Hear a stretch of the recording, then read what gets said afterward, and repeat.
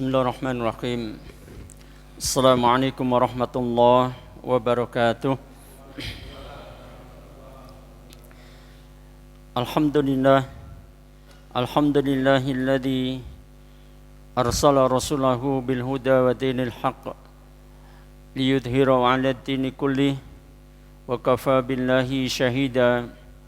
Wa asyhadu an la ilaha illallah wahdahu la syarika lah wa asyhadu anna Muhammadan 'abduhu wa rasuluh.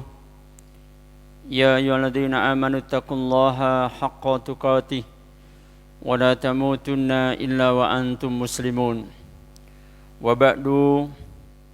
Allahumma shalli ala Muhammad wa ala alihi wa ashabihi wa man tabi'ahum bi ihsani ila yaumil qiyamah. Saudara-saudaraku seiman, jamaah salat maghrib Musala Al-Jihad yang insyaallah dimuliakan Allah Subhanahu wa taala. Alhamdulillah biidznillah, pada sore hari ini kita dipertemukan oleh Allah Subhanahu wa taala untuk melanjutkan kajian kita sifat surga dan calon penghuninya. Insyaallah keberadaan kita di taman surga seperti ini karena majelis zikir, majelis ilmu itu disebut oleh Rasulullah sebagai taman surga. Kita berada di majelis ilmu seperti ini, kita berarti berada di taman surga.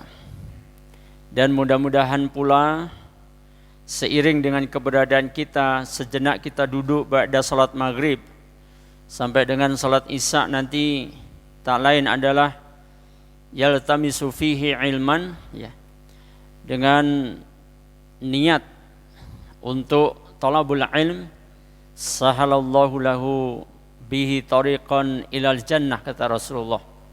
Maka baginya akan dimudahkan oleh Allah jalannya menuju surga. Mudah-mudahan kita semuanya adalah ahli-ahli surga dan kemudian nanti dimudahkan oleh Allah Jalla wa'ala jalan kita menuju surga Allah Ta'ala. Saudaraku seiman yang insyaallah dimuliakan Allah Subhanahu wa Ta'ala, kita akan memulai beberapa ayat Allah Subhanahu wa Ta'ala yang membincangkan tentang surga, yang membicarakan tentang surga. Tentu karena majelis kita ini sudah berada di dalam bulan Sya'ban, saya tidak akan membacakan seluruh ayat-ayat yang bicara tentang surga, tetapi kita ambil beberapa ayat saja, kemudian Bapak silahkan nanti untuk baca Quran. Kalau ketemu ayat yang bicarakan surga dicatat sendiri gitu ya. Kemudian kita akan masuk juga beberapa hadis Rasulullah SAW yang mensifati keadaan surga, ya, dan calon penghuninya. Insyaallah kita itu nanti ya. Nah, saudaraku seiman yang insyaallah dimuliakan Allah Subhanahu wa taala, Allah yang menciptakan surga dan tentu hamba-hambanya yang telah ditetapkan oleh Allah Subhanahu wa taala untuk kelak akan menjadi penghuni surga, maka insyaallah akan dimudahkan baginya untuk mengamalkan berbagai amaliyah yang tentu saja menyebabkan kita untuk memasuki surga Allah Ta'ala. Tetapi saudaraku seiman, saya sebelum membacakan ayat dan hadis berkaitan dengan surga itu, ya, saya terlebih dahulu mengingatkan kita, walaupun saya tidak tahu apakah sudah ada yang mengingatkan atau belum, berkaitan dengan bulan Sya'ban, ya. Bulan Sya'ban yang Rasulullah sendiri menyatakan bahwa manusia itu banyak yang melupakan tentang bulan Sya'ban, ya. Padahal kita sudah berada di bulan Sya'ban tanggal berapa nih? Tanggal 13 kalau nggak salah ya. Iya, tanggal 13 kalau nggak salah, atau tanggal 14 ya.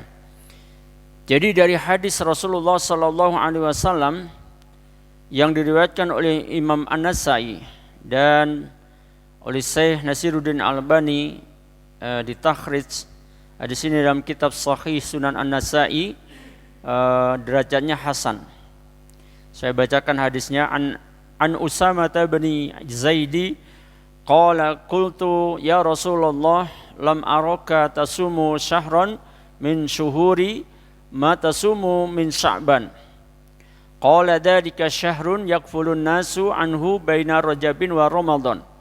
Wa huwa syahrun turfa'u fihi al-a'malu ila rabbil alamin. Wa uhibbu an yarfa'a amali wa ana shaimun. Ini yang hadis yang pengen saya ingatkan untuk diri kita semuanya berkaitan dengan bulan Sya'ban. Usamah bin Zaid radhiyallahu anhuma, beliau menyatakan kepada Rasulullah, ya Rasulullah, aku tidak pernah melihat engkau berpuasa dalam satu bulan dibandingkan dengan bulan-bulan lain seperti engkau berpuasa di bulan Sya'ban. Ini perkataan Usamah bin Zaid ini menunjukkan bahwa Usamah mendapati Rasulullah Shallallahu Alaihi Wasallam itu banyak sekali melakukan puasa di dalam bulan Sya'ban, ya, banyak sekali melakukan puasa di bulan Sya'ban. Bahkan di dalam hadis yang lain, Rasulullah Shallallahu Alaihi Wasallam didapati sifat puasanya oleh Aisyah radhiyallahu anha, dinyatakan bahwa puasa Rasulullah di dalam bulan Sya'ban itu dinyatakan seluruh, artinya seluruh bulan Sya'ban. Coba, kita kadang-kadang terlalu cepat menghakimi orang. Jadi ketika melihat saudara kita berpuasa di bulan Sya'ban mulai dari tanggal 1 sudah dibid'ahkan saja gitu. Padahal ternyata sifat Rasulullah Sallallahu Alaihi Wasallam, ini hadis dari Aisyah ini ya, lam yakunin Nabi Sallallahu Alaihi Wasallam yasumu syahran aktsara min Sya'ban, fa innahu kana yasumu Sya'bana kullahu. Luar biasa nih ya. Jadi Rasulullah Sallallahu Alaihi Wasallam itu dinyatakan dalam hadis ini bahwa sesungguhnya beliau Nabi Shallallahu Alaihi Wasallam ini ya tidak pernah berpuasa di satu bulan lebih banyak dari bulan Sya'ban. Jadi bulan-bulan yang lain kecuali bulan Ramadan ya. Kalau bulan Ramadan kan itu puasa wajib ya, nggak mungkin ditinggalkan ya. Artinya dibandingkan dengan bulan-bulan yang lain, Rasulullah lebih banyak puasa di dalam bulan Sya'ban ya. Kemudian Aisyah radhiyallahu anha melanjutkan, sesungguhnya beliau berpuasa di seluruh bulan Sya'ban. Walaupun kata-kata kullahu ini kemudian ulama menjelaskan ini maknanya bukan berarti kemudian satu bulan penuh. Maknanya banyak banget, bahkan bisa dikatakan nyaris satu bulan penuh Rasulullah melaksanakan saum Sya'ban, saum sunnah bulan Sya'ban. Nah, saudaraku seiman ya, bahkan untuk lebih menguatkan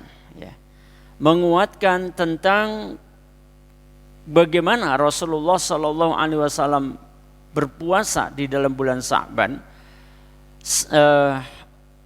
istri beliau yang lain, an Ummi Salamah radhiyallahu anha, qalat ma ra'aitun nabiyya sallallahu alaihi wasallam yasumu syahraini mutatabi'aini illa Sya'ban wa Ramadan. Ya. Dari Ummu Salamah radhiyallahu anha, dia berkata, saya tidak melihat Nabi sallallahu alaihi wasallam berpuasa 2 bulan berturut-turut kecuali pada bulan Sya'ban dan Ramadan. Jadi dilihat oleh Ummu Salamah beliau istrinya ya, mendapati Rasulullah itu disifati puasanya nyaris 2 bulan berturut-turut. Berarti banyak banget kan bulan Sya'bannya puasanya. Bahkan bisa dinyatakan nyaris 1 bulan. Masya Allah. Jadi kalau kita sendiri belum bisa melaksanakan, ketika ngelihat saudara kita melaksanakan puasa Sya'ban banyak banget, puasa apa itu?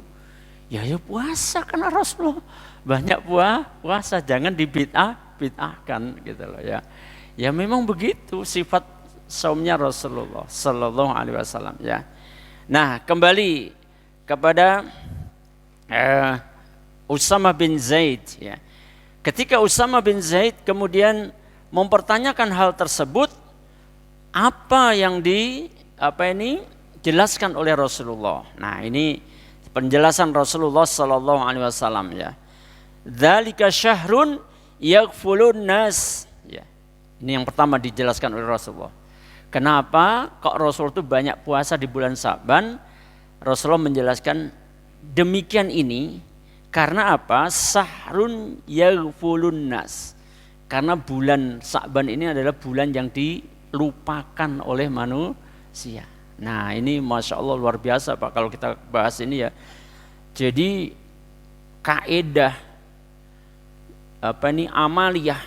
amaliyah khususnya tentu saja amaliyah sunnah itu akan menduduki makom derajat yang tinggi kemuliaannya kalau kita melaksanakannya pada saat manusia lalai.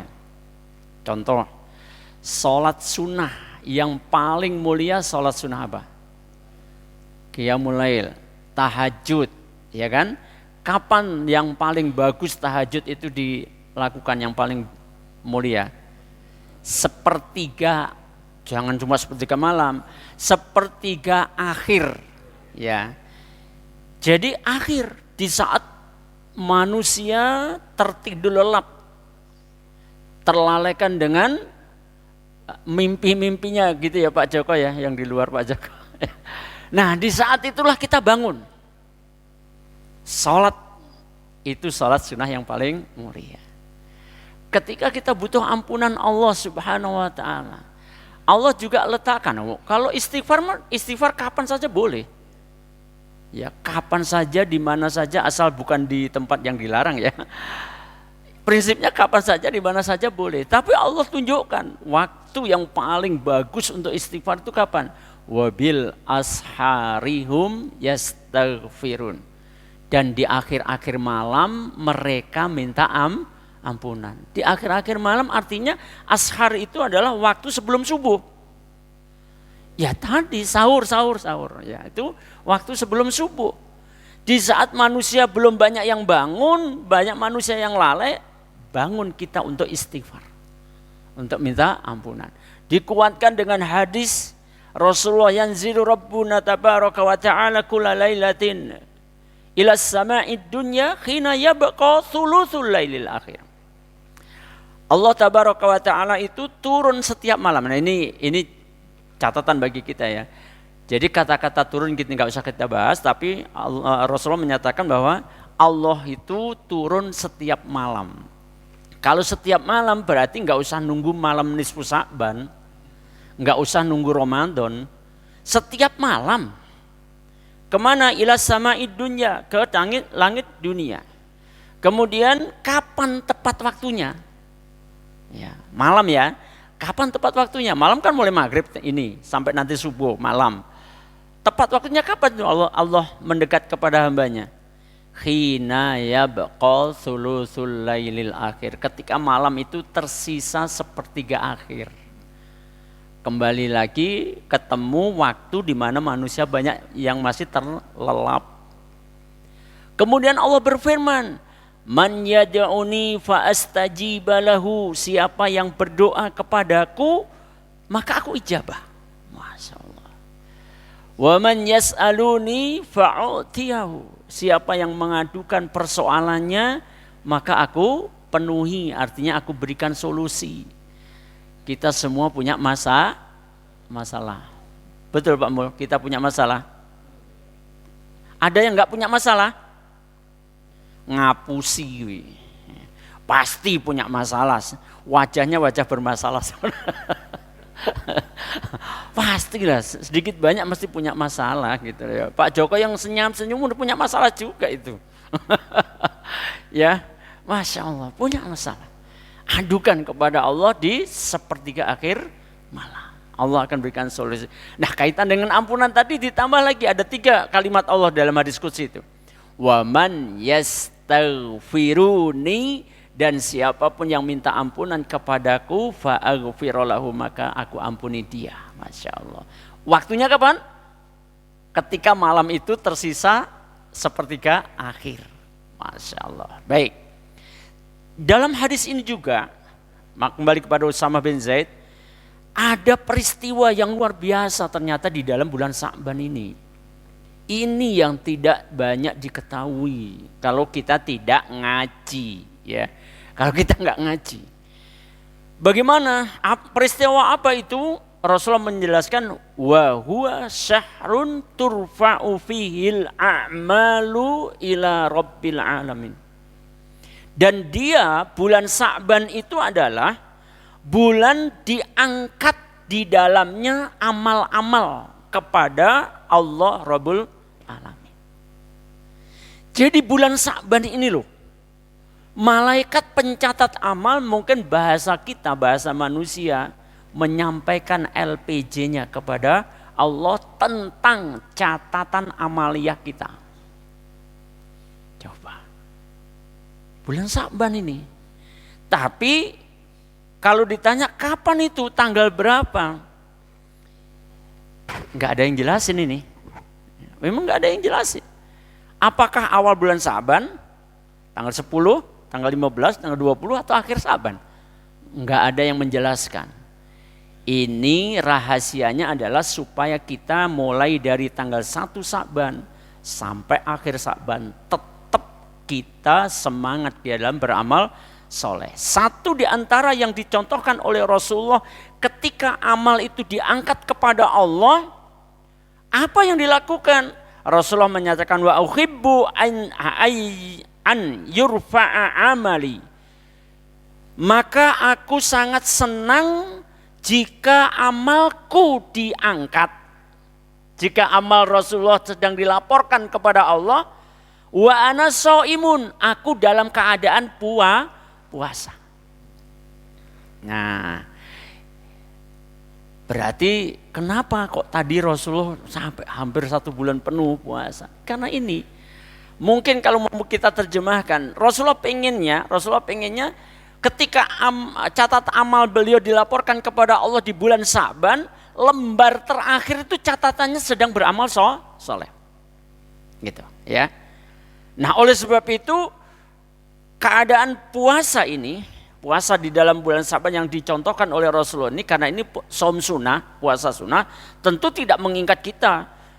Tidak mengikat dalam arti apakah di dalam bulan Sya'ban itu harus puasa. Ya enggak, orang namanya shaum sunnah, puasa sunnah ya terserah. Mau puasa ya monggo, enggak atau ya monggo. Tetapi namanya amal soleh itu banyak. Ya, jenisnya banyak. Tinggal kita mendeteksi diri kita mampunya di mana sih? Kita kalau mampu beramal soleh, puasa di dalam bulan Sya'ban, banyak puasa di bulan Sya'ban, monggo silakan. Itu pilihan Rasulullah tentu yang terbaik. Tetapi para ulama bahkan kemudian menuntun kita, satu di antara amal yang kemudian menjadi perhatian para ulama adalah membaca Al-Quran. Di bulan Sya'ban ini. Sampai bulan Sya'ban ini disebut oleh ulama Salamah bin Kuhail rahimahullah ta'ala, ya, Salamah bin Kuhail, beliau menyatakan kana yuqalu syahru Sya'ban syahrul qurra. Adalah bulan Sya'ban itu disebut sebagai syahrul qurra, bulannya para qori. Sampai disebut bulannya para qori, Sya'ban ini. Kenapa? Karena para pembaca Al-Quran yang mahir-mahir itu senang membaca Al-Quran karena di dalam bulan Sya'ban ini. Bahkan seorang ulama yang bernama Amr bin Qais rahimahullah ta'ala sampai disifati Amr bin Qais itu kalau dirinya masuk bulan Sya'ban maka beliau menutup tokonya. Ditutup selama 1 bulan. Beliau nggak mau buka toko kalau Sya'ban.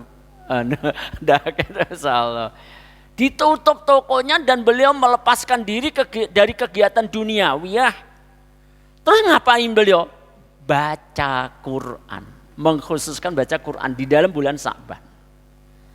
Masya Allah, luar biasa ini para ulama ini ya. Untuk apa sih Sebagian dijelaskan seperti puasanya Rasulullah itu disifati oleh Ibnu Rajab Al-Hambali dalam kitab Lataifil fil Ma'arif ya, bahwa beliau menyatakan, Imam Ibnu Rajab Al-Hambali, puasanya Rasulullah di dalam bulan Sya'ban itu seperti sholat rawatib qobliyah ya, sholat rawatib qobliyah. Kalau sholat rawatib qobliyah itu kan sebelum sholat wajib kita sholat dulu 2 rakaat atau 4 rakaat kalau zuhur misalkan gitu ya. Nah, puasa bulan Sya'ban yang dilakukan oleh Rasulullah itu ibarat itu. Jadi sebelum masuk bulan Ramadan beliau puasa rawatib. Ini sebutan Ibnu Hanbal Al-Hambali ya. Layaknya seperti sholat rawatib. Sebelum masuk puasa wajib, beliau mendahului dengan puasa sunnah. Bahkan Ibnu Rajab Al-Hambali menjelaskan diharapkan kalau nanti ada kekurangan di dalam melaksanakan puasa wajib, tertutuplah dengan puasa sunnah yang ada di dalam bulan Sya'ban. Masya Allah. Baik, saudaraku seiman ya. Itu saja untuk mengingatkan, mudah-mudahan kita semuanya tidak lupa dengan bulan Sya'ban. Masih tanggal 13 atau 14 ini, sisanya mudah-mudahan belum dilaporkan catatan amal kita ya. Kita masih kesempatan untuk beramal soleh. Terserahlah. Alangkah indahnya Masya Allah kalau tertulis si Fulan bin Fulan dilaporkan oleh malaikat lembar terakhir buku catatan amalnya sedang ngaji gitu. Atau sedang baca Quran, atau sedang sodakoh, atau sedang puasa seperti Rasulullah tadi. Masya Allah, luar biasa ya. Ya, mudah-mudahan kita semuanya dikuatkan oleh Allah dan mudah-mudahan dipertemukan kita oleh Allah Subhanahu wa taala dengan bulan Ramadan ya, bulan berikutnya setelah Sya'ban. Baik, saudaraku seiman, kita masuk ayat-ayat Allah tentang surga ya. Yang pertama adalah di dalam surat Al-Hijr ayat 45 dan 40 sampai 48. Innal muttaqina fi jannati wa uyun udkhuluha bisalamin aminin wa naza'na ma fi sudurihim min ghillin ihwanan ala sururin mutaqabilin la yamassuhum fiha nasabu wa ma hum minha bimukhrijin. Sesungguhnya orang-orang yang bertakwa itu, nah ini selalu, jadi kalau kita ketemu surga itu mesti kaitannya dengan orang yang bertakwa. Nanti kita berharap-harap bertemu dengan bulan Ramadan karena di sana perintah amaliyah wajib tentang saum, ujungnya apa? La'allakum tattaqun. Agar kalian menjadi orang yang bertakwa. Kalau kita mau jelaskan itu, Masya Allah Pak. Coba, puasa Ramadan ujungnya la'allakum tattaqun. Puasa Ramadan dihukumi oleh Allah wajib. Takkah kita merasakan bukan seakan-akan ya, tanpa kita sadari, kita digiring oleh Allah, dipaksa oleh Allah karena wajib itu dipaksa kan? Kalau enggak mau ya dosa kan gitu kan? Dipaksa oleh Allah suruh ngerjain tuh puasa Ramadan itu. Untuk apa? Untuk menjadi orang yang bertakwa. Ujungnya untuk kamu menghuni surga. Agar kamu seakan-akan kita dipaksa ditarik oleh Allah dengan amal itu supaya kamu itu supaya pantas masuk surga gitu loh. Masya Allah. Nah itu saja dihukumi wajib saja itu banyak kaum muslimin yang ninggalin tuh.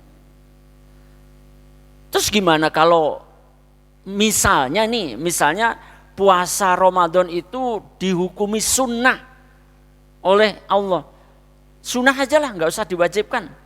Kira-kira banyak orang yang ninggalkan atau banyak orang yang melaksanakan? Padahal ujungnya la'allakum tattaqun. Dan ketakwaan itulah syarat untuk memasuki surga Allah. Padahal semua orang pengen masuk surga. Sama itu loh Pak, kayak satu kata-kata yang sering menggugah semangat kita untuk memperhatikan tentang perjalanan umur kita. Hari ini ada orang yang mati. Dan dia sebelum mati, dia itu pasti punya angan-angan seperti kita yang masih hidup. Apa itu angan-angannya? Masih pengen hidup, betul nggak? Terus apa yang kita ambil petik, kita petik pelajarannya? Nah, kita yang masih hidup ini, emang kita sekarang sih masih hidup, berangan-angan pengen hidup terus, masih hidup, ya masih pengen hidup terus ya. Terus gimana kalau nanti ba'da Isa ternyata dipanggil oleh Allah? Kayak orang yang tadi sudah mati, sebelum mati dia juga angan-angan seperti kita juga, pengen hidup yang agak lama gitu. Nah, itulah kematian ya. Makanya kita dituntut untuk siap aja. Nah, saudaraku seiman, ketakwaan itu adalah syarat. Innal muttaqina fi jannati wa uyun. Bahkan dengan jelas Allah Subhanahu wa taala di dalam ayat yang lain suratul Baqarah ayat 133. Wasari'u ila maghfiratin mir rabbikum wa jannatin arduha samawati wal ard uiddat lil muttaqin. Dan bersegeralah kamu menuju ampunan Rabbmu. Dan menuju surga yang luasnya seluas langit dan bumi. Untuk siapa itu surga yang luasnya seluas langit dan bumi? Uiddat lil muttaqin. Yang disiapkan untuk hambanya yang bertakwa. Nah, saudaraku seiman, kembali kepada surat Al-Hijr ayat 45 sampai 48. Setelah Allah menyatakan sesungguhnya orang-orang yang bertakwa itu berada dalam surga, di taman-taman surga, ya, yang di dekatnya mata air surga, masya Allah yang mengalir.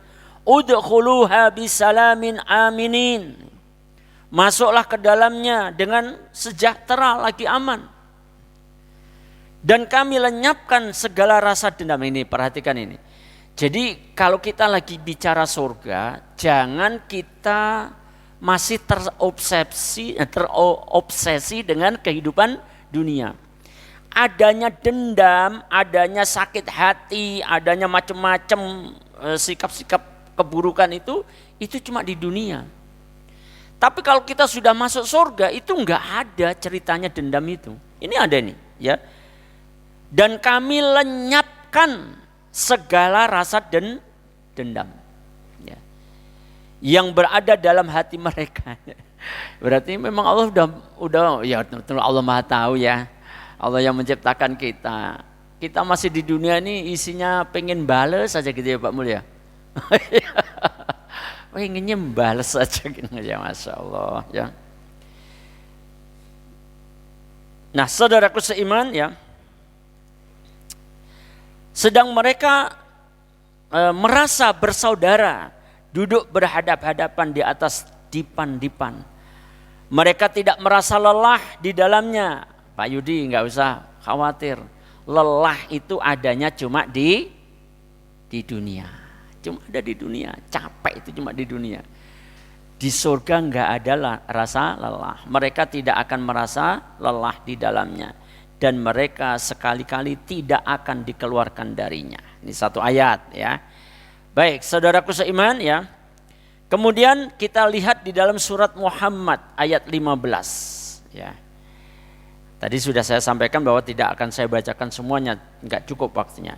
Mathalul jannatil lati wa'idal muttaqun fiha anharum mimma'in ghairi asinin wa anharun min labanin lam yataghayyar ta'muhu wa anharum min khamrin ladzatil lisyaribin wa anharum min asalin musaffa walahum fiha min kulli thamarati wa maghfiratum min rabbihim kaman huwa khalidun finnari wa suqu ma'an khamiman faqatta'a am'a'ahum. Di dalam ayat ini itu selain Allah menceritakan tentang keadaan surga, tapi di penghujung akhir ayat ini Allah juga menceritakan tentang keadaan neraka. Sedikit Allah ceritakan. Yang paling banyak Allah menceritakan tentang surga di ayat ini ya, surat Muhammad ayat 15. apakah perumpamaan penghuni surga yang dijanjikan kepada orang-orang yang bertakwa, yang di dalamnya ada sungai-sungai? Ya. Kalau sungai-sungai bayangan Bapak airnya kayak apa?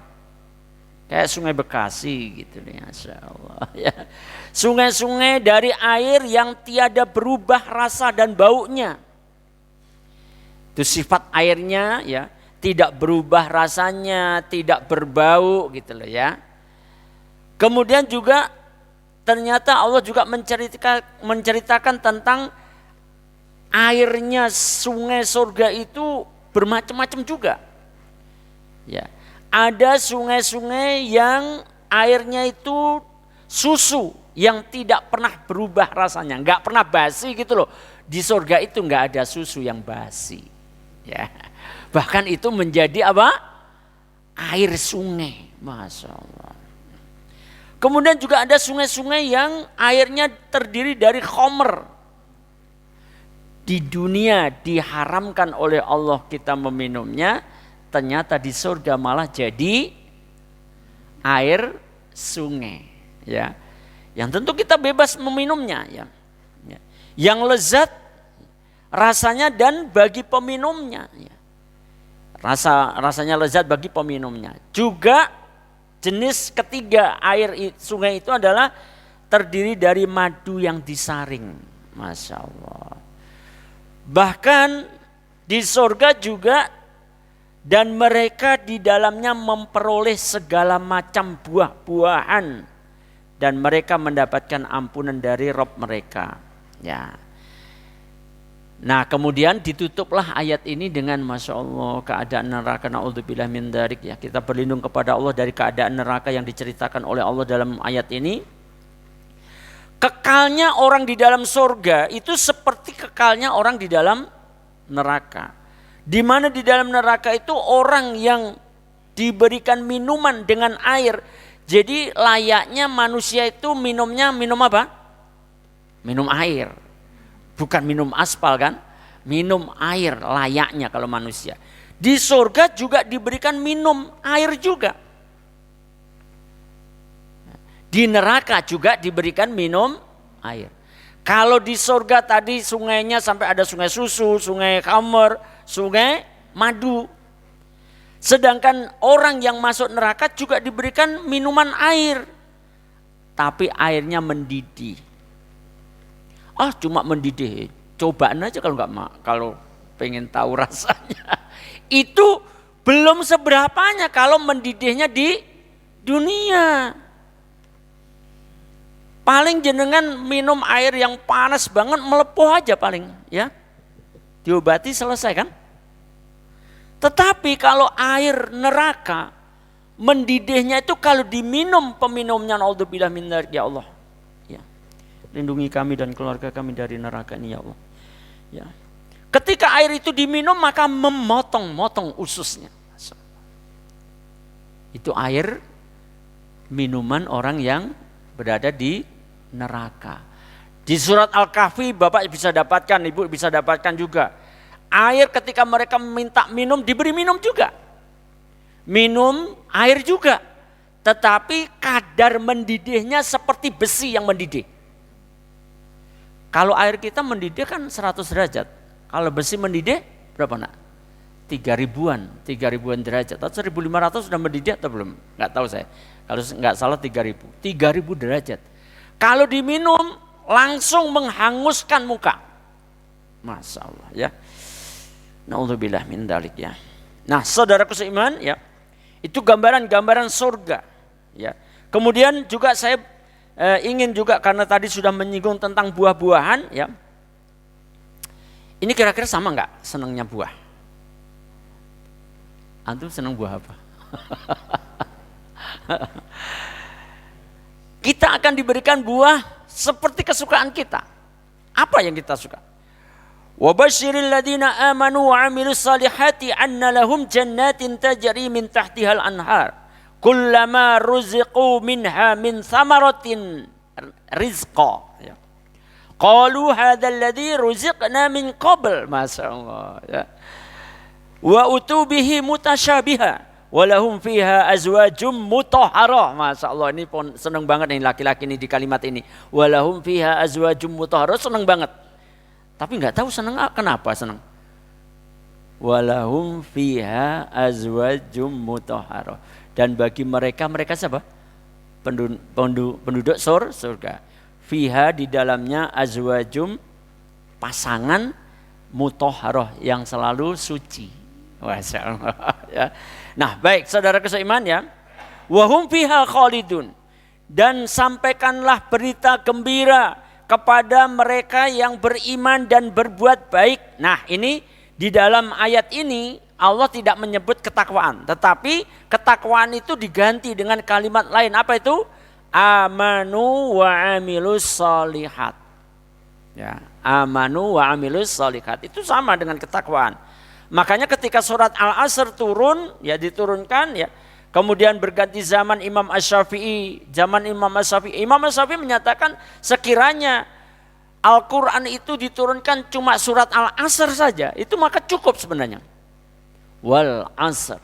Innal insana lafi khusr.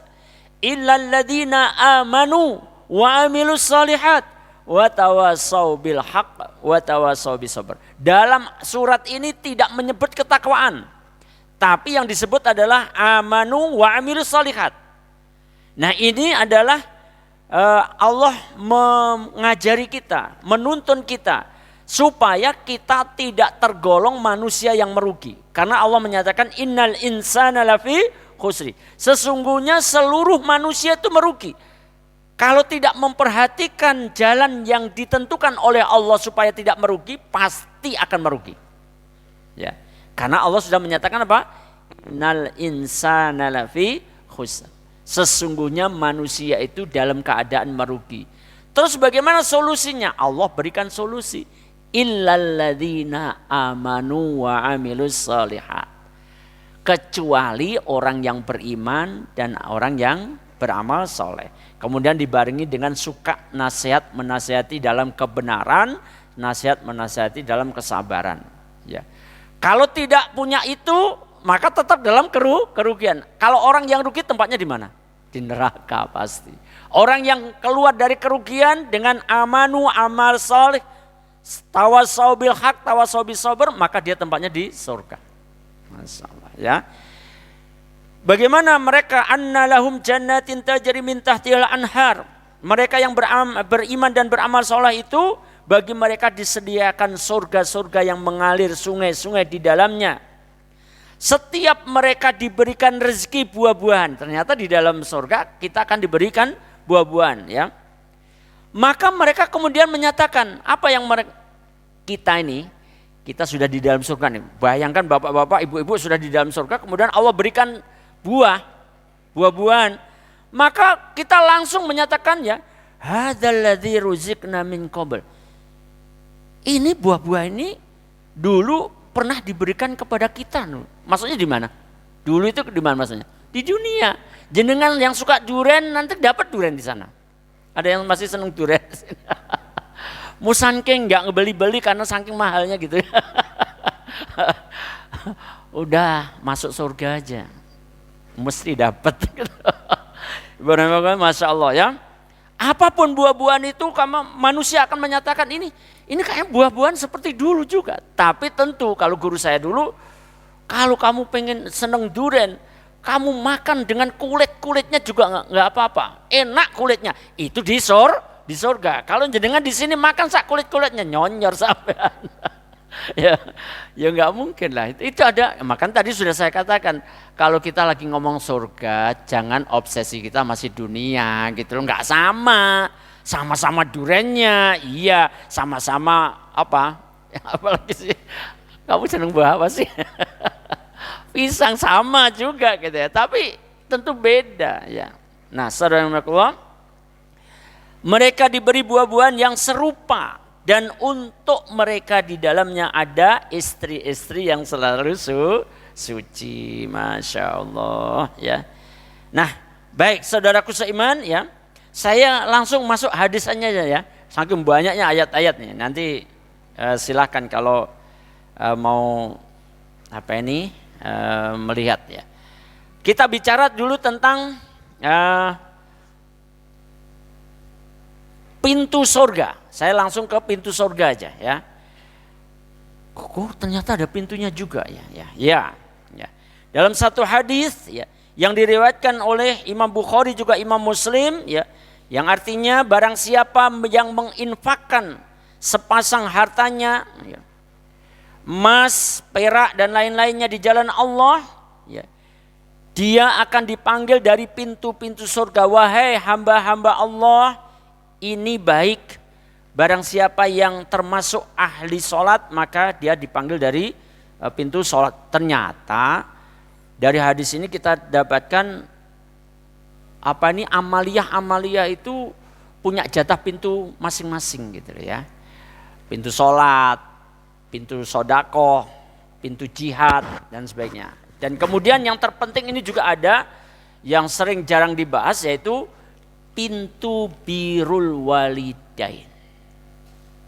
Seneng nih Pak Ano yang suka pulang nengok orang tuanya. Ya memang ya pintu surgamu Pak itu, Masya Allah ya. Nah itulah birrul walidain. Maka pintu yang paling tengah itu adalah birrul walidain. Masya Allah luar biasa. Termasuk juga puasa.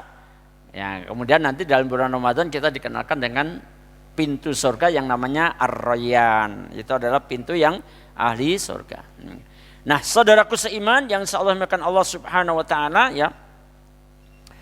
Kemudian juga saya sedikit bicara tentang tingkatan surga. Kalau kita bicara tentang bangunan di dunia, kita lihat banyak bangunan bertingkat. Apakah surga itu juga bertingkat? Bertingkat tapi bukan bangunannya maksudnya ya, tapi bertingkat tentang kenikmatannya ya. Semakin ketakwaan kita semakin tinggi, maka kita didudukkan pada surga yang memiliki kenikmatan yang lebih dan seterusnya. Yang surga yang paling tinggi adalah surga Firdaus. Dan dinyatakan oleh Rasulullah SAW bahwa surga itu sampai 100 tingkatan. Surga itu ada 100 tingkatan. Ya. Makanya bicara tentang ketakwaan sebagai syarat untuk masuk surga, maka ketakwaan itu pun juga bertingkat-tingkat. Kita saja yang hadir ini, beberapa orang ini, tentu tingkat ketakwaan kita beda-beda. Tetapi kita disemangati oleh Rasulullah karena surga yang paling tinggi, yang paling dekat kedudukannya dengan Allah adalah surga Firdaus. Dari sanalah mata air surga itu keluar. Maka diserukan oleh Rasulullah, diberikan semangat, kalau kamu minta mohonlah, kalau kamu mohon kepada Allah, mohonlah surga Firdaus, surga yang paling tinggi. Tapi ya enggak cuma mohon, ya dipenuhi syaratnya gitu ya, mohon. Tapi dengan permohonan itu mudah-mudahan Allah menggiring kita untuk menuju amaliyah-amaliyah yang membawa kita untuk layak menduduki surga Firdaus gitu ya. Wallahu a'lam bishawab. Ternyata sudah terdengar suara adzan ya. Tapi saya tutup Pak. Ini karena ya harus saya sampaikan juga ya. Kan ini kebanyakan sepuh-sepuh ya. Saya sering kali menyebut, aduh majelisnya di mana saja kok isinya keriput-keriput ya. Lagi ngomongin surga keriput-keriput. Padahal yang keriput-keriput nggak akan masuk surga. Halo? Yang keriput-keriput nggak akan masuk surga. Ya, kenapa? Karena Rasulullah menyatakan ka'annahum ya mukakhalina abna'a thalathina au thalathin wa thalathina sanatan. Karena orang yang masuk surga itu nanti ya dia akan diubah usianya. Nah, ini yang sudah paling sepuh-sepuh nih, perhatikan nih. Usia jenengan nanti, kita semuanya ya, kita semuanya. Usia kita akan berkisar antara 30 sampai 35 tahun. Dah, sekarang nanti PR-nya nih, sampai rumah cari foto jenengan yang umur 30 tahun. Terus sampean lihat, cocokkan dengan cermin keadaan jenengan sekarang gitu. Apa bedanya gitu? Apa beda? Lebih ganteng sekarang atau lebih ganteng dulu gitu? Nah, saudaraku seiman ya, inilah barangkali sekelumit. Mudah-mudahan nanti di majelis Ramadan bisa juga dibahas lagi ya. Karena tentu masih banyak yang harus kita sampaikan tentang sifatul jannah ya dan penduduknya.